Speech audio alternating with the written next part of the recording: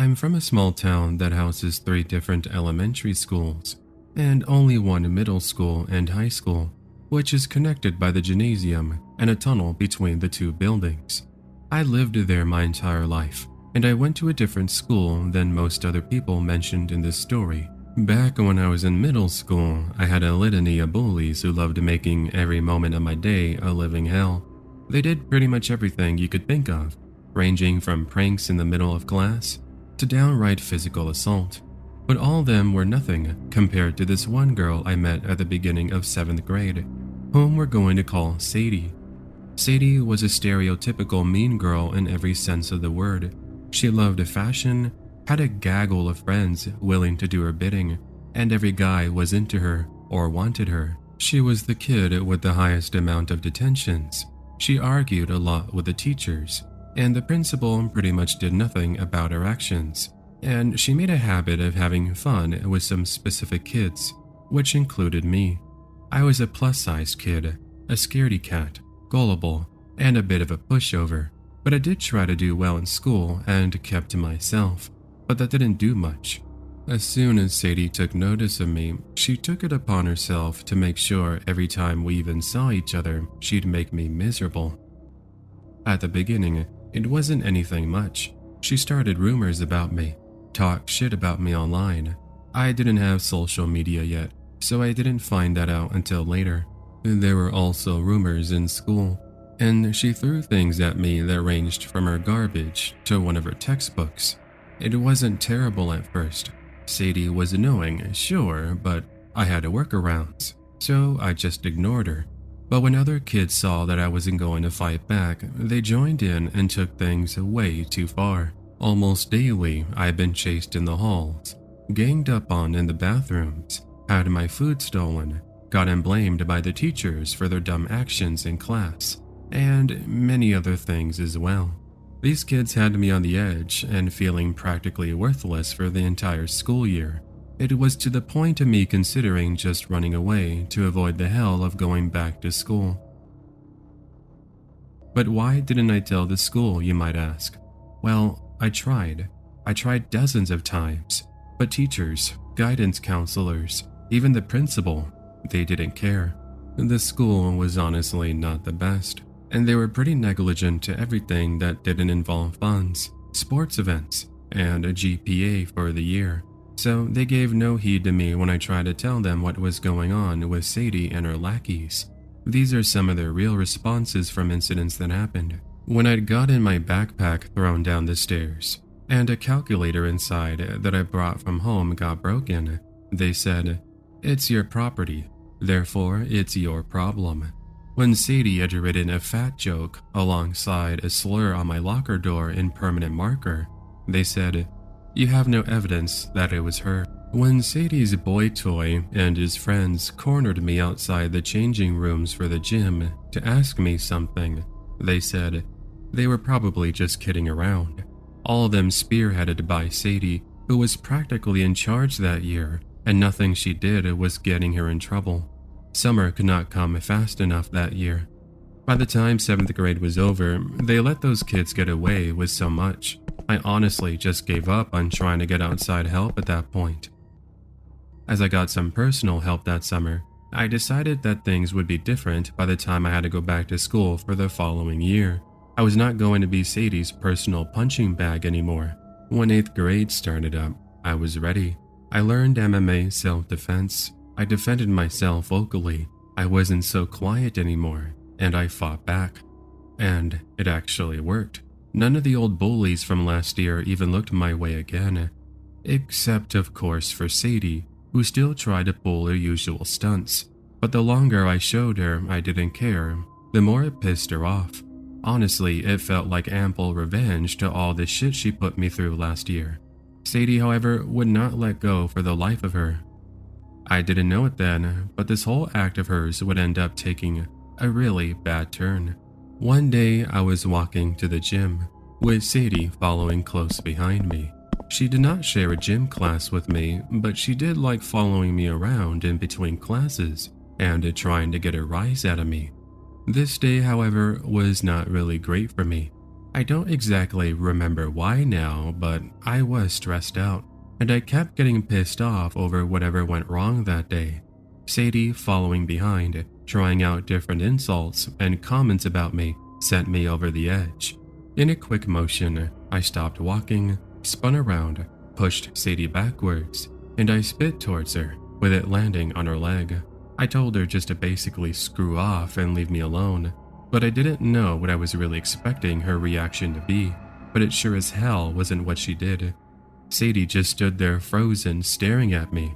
I expected her to be coughing up blood from rage, or her screaming, or anything at all. But she just stood there, as if a deer was caught in the headlights. I didn't think about it at the time, as I left for gym not long after, and eventually forgot about it.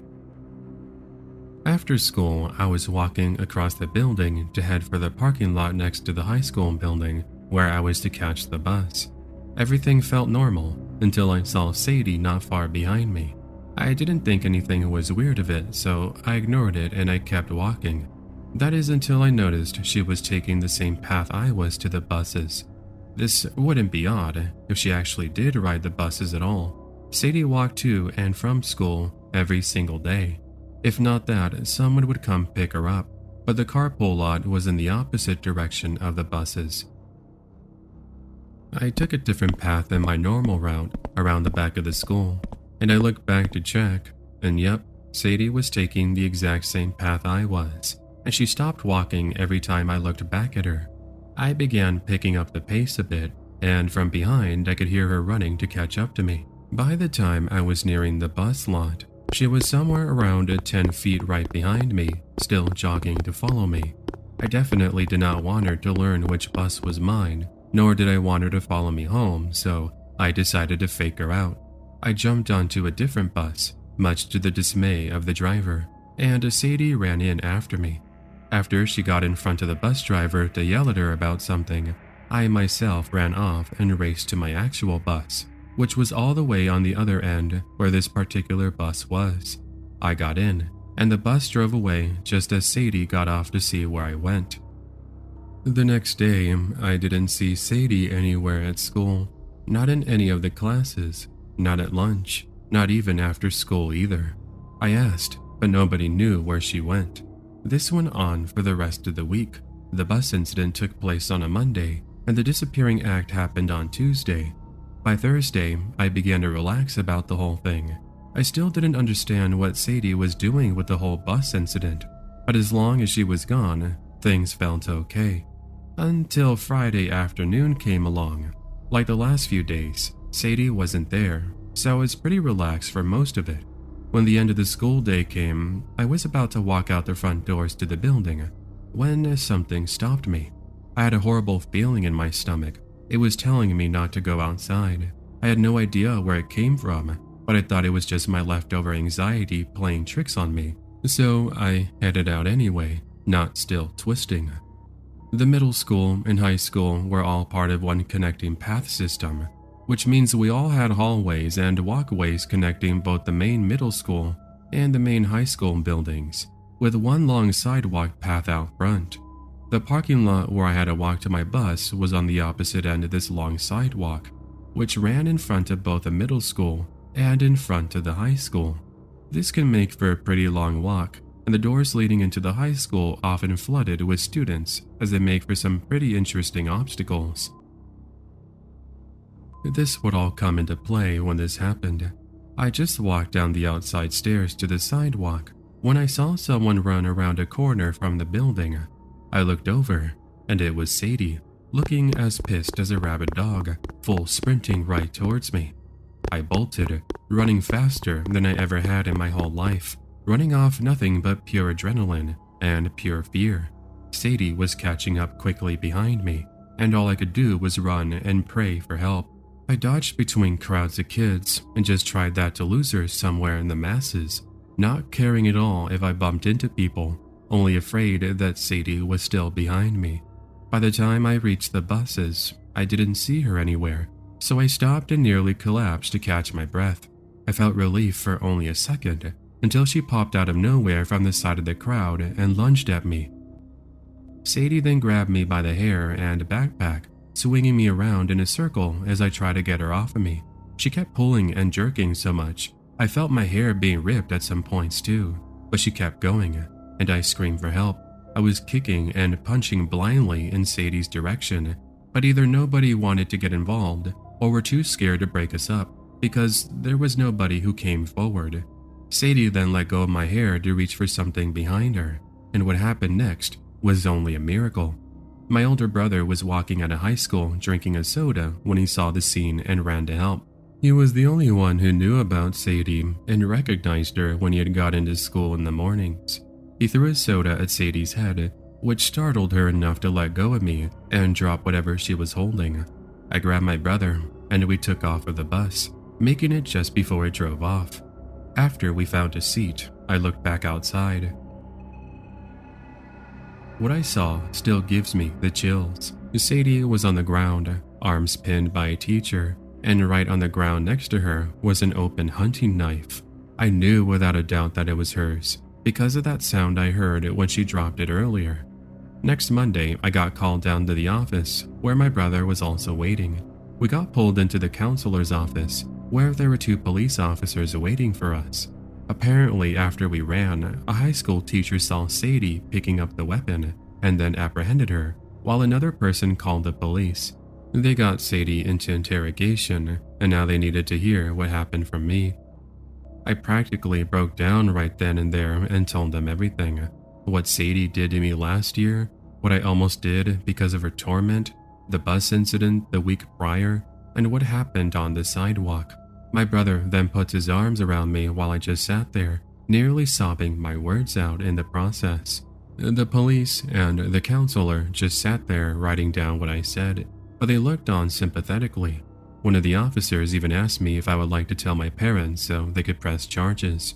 At this point, I just wanted everything to end about this horrible situation and for it to be done. So I just told them to do whatever they wanted. I just wanted this to stop. The counselor could tell I was already upset enough, so he sent me back to class. And me and my brother made a promise to never speak of this again. Sadie ended up getting into juvie for the rest of the school year, all the way until halfway through second semester of freshman year of high school. The school also had some changes to it. Police officers were now on duty during school hours in the middle and high schools. We had stricter policies with bullying, and kids could now stay with teachers before, during, after school also if they needed to. I never saw Sadie again after that, not even in passing. I later learned from one of her old friends that after senior year she dropped out to get her GED because the incident of her police record meant college was impossible. It's been over 9 years since that day on the sidewalk. I will admit, this is honestly not as bad as what other kids probably had to go through, but I still feel the trauma from that time in middle school, and especially from what Sadie did to me.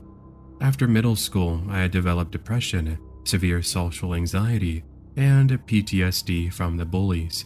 I can't fully blame the situation for everything, as maybe if I pushed a bit harder with the teachers and the principal, maybe this wouldn't have happened in the first place.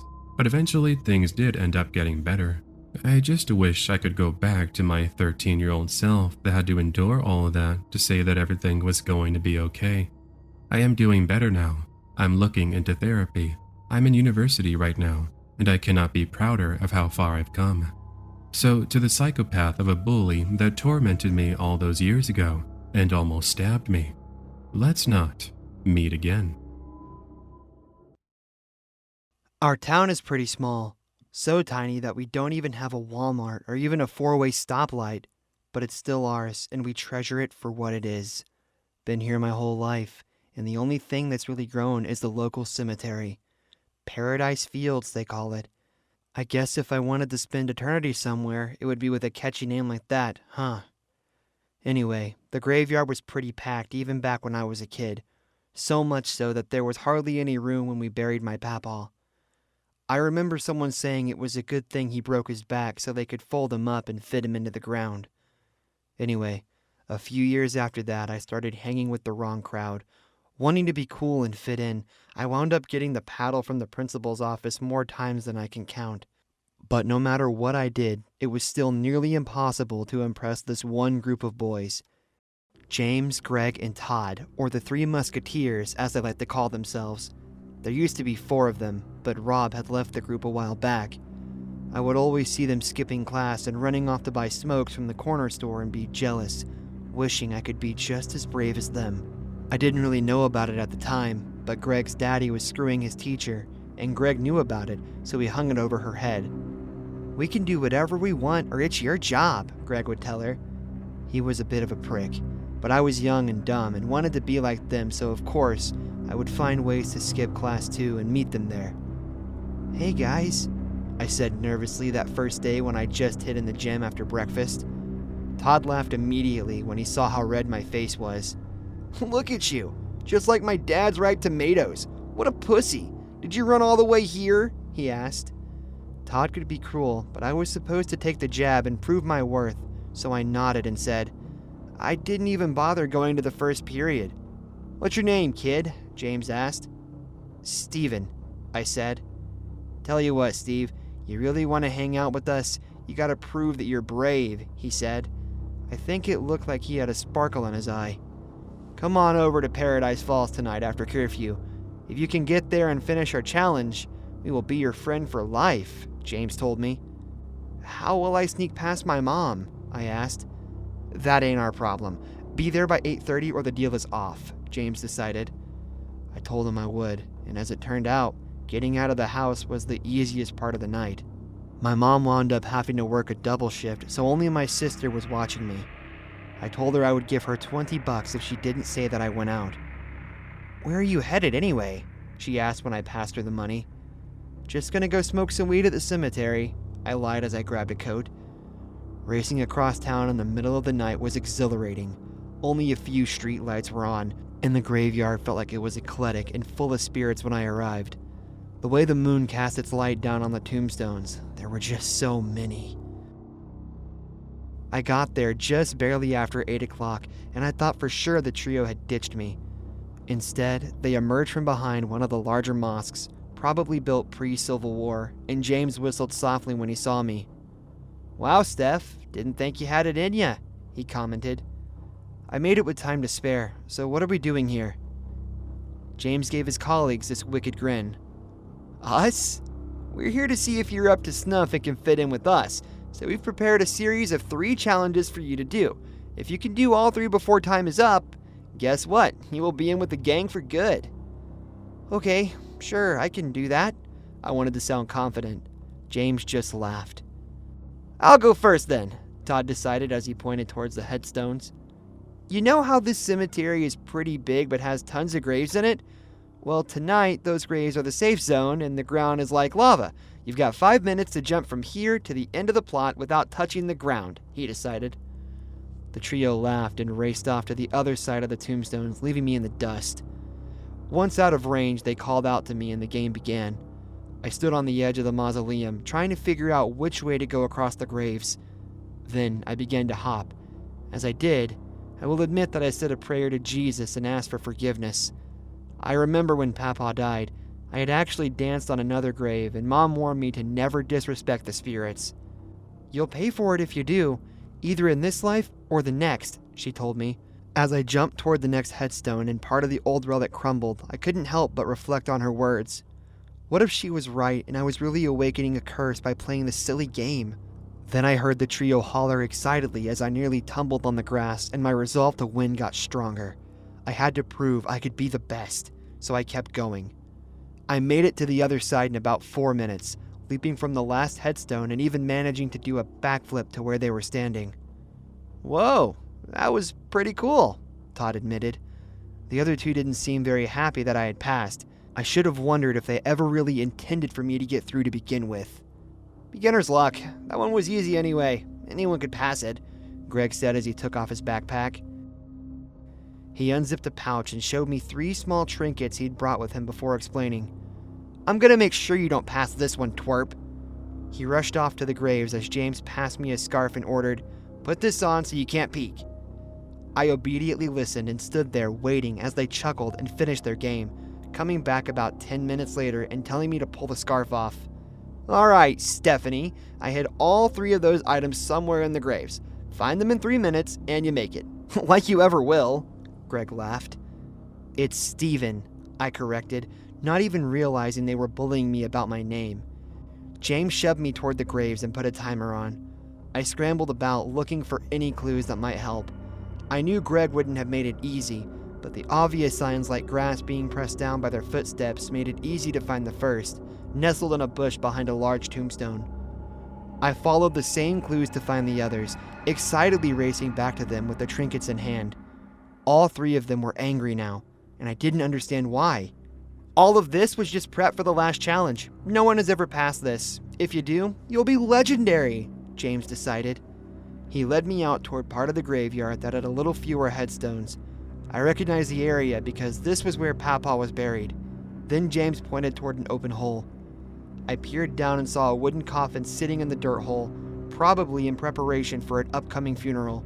And immediately, I felt dizzy, even before James explained what the challenge was. Get in there and we'll bury you. If you can beat the record of 6 minutes underground, you will be in our club for life, James explained. You want me to get in there? I asked, looking down at the cramped space. Well, we could call the whole thing off if you want, he said, kicking some gravel. No, I said quickly, too desperate for acceptance to even think clearly. I climbed in the hole before another word was said. I'll show you. I will make it to 10 minutes, I said excitedly. The boys shared a wicked look with one another and ordered me to lay down against the ground. I did as I was told, waiting as they placed the cover on the coffin. Then I heard the shovels and the dirt being piled on. I closed my eyes and tried to not panic. I could do this. My whole body shook and I lay as still as I could. Eventually, it got quiet, so quiet that I shouted and asked if they were done, but I didn't get a response. I waited another minute or so, trying to think if I had passed the record, but I was also starting to feel lightheaded. The oxygen in the wooden box was limited.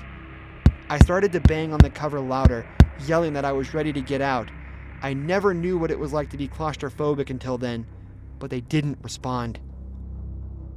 More time passed by. I was certain that it had been at least 20 minutes. The coffin felt cold, and so very dark. I hadn't noticed how dark it was at first. I had tried to ignore it. Now, it was all that I saw. The space felt so confined, and I kept screaming, trying to stay awake. My body was shaking. I could feel myself struggling to take breaths. Finally, I became close to blacking out, and I felt the air escape my lungs. I was sure I was going to die. The next thing I knew, I was in my mom's arms. I was so numb to the entire world that I couldn't remember anything. She took me home and got me some warm soup, explaining that my sister had said I had gone out there with some friends. What the hell were you thinking, Steven? I heard that about a dozen times, and I hardly got any sleep that night. It just kept feeling like the moment I fell asleep, I would be trapped again. In fact, I had trouble for years after that too, scratching at my mattress or waking with cold sweats. Terrible nightmares of that cemetery. Of course, the next day I confronted them about it. What? Cemetery? You must be crazy. We would never go out there, Todd remarked. Yeah, and not for some stupid games. You are a psycho, Greg agreed. Their wicked grins told me what I needed to know. They had left me there to die. I still have those same awful nightmares, and I worry one day when I die, I will be trapped in that place forever.